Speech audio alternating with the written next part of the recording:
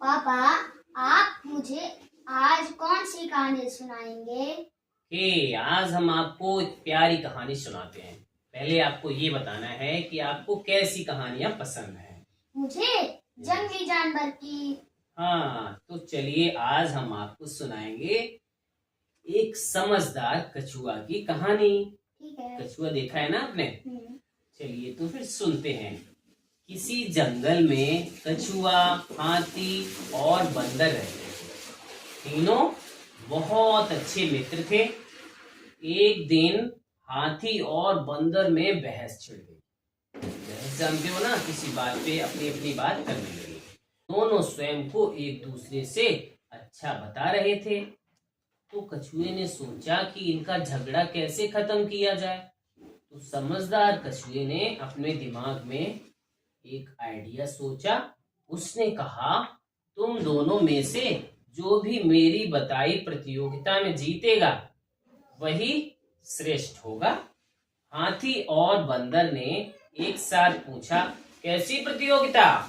कछुए ने कहा, कल तुम दोनों को नदी पार कर उस किनारे जाना होगा। जैसे नदी ये है, आपको पार करके जाना होगा। जो पेड़ को बिना नुकसान पहुंचाए आम लाएगा वही जीतेगा।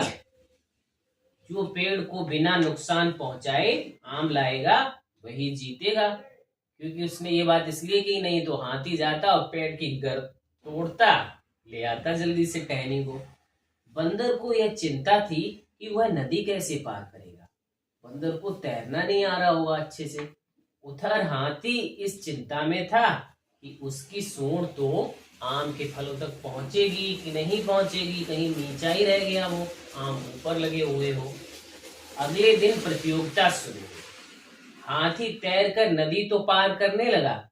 बंदर कूदकर हाथी की पीठ पर बैठ गया। उसने हाथी से नदी पार कराने की विनती की।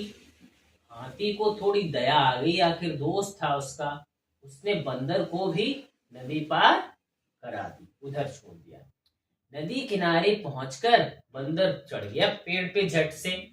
हाथी तो पेड़ पे चढ़ नहीं पाता है। चढ़ पाता है क्या? नहीं चढ़ पाता है। और उसने एक आम तोड़ लिया। उधर हाथी की सूंड आम तक नहीं पहुंच रही थी। उसने भी बंदर से मदद मांगी। बोले, बंदर मैंने तुम्हारी हेल्प की थी भाई, अब आपको मेरी हेल्प करनी चाहिए। बंदर ने झट से एक आम तोड़कर हाथी को भी दे दिया, ये लो, उसकी हेल्प कर दी।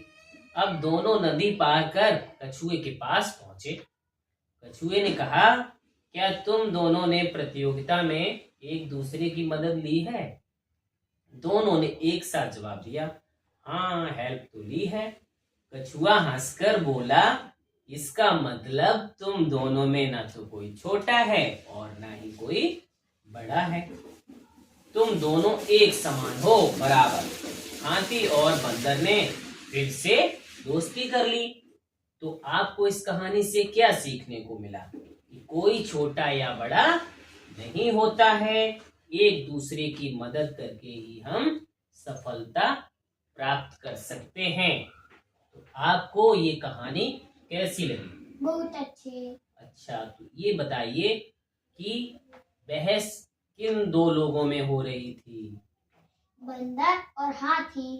Very good.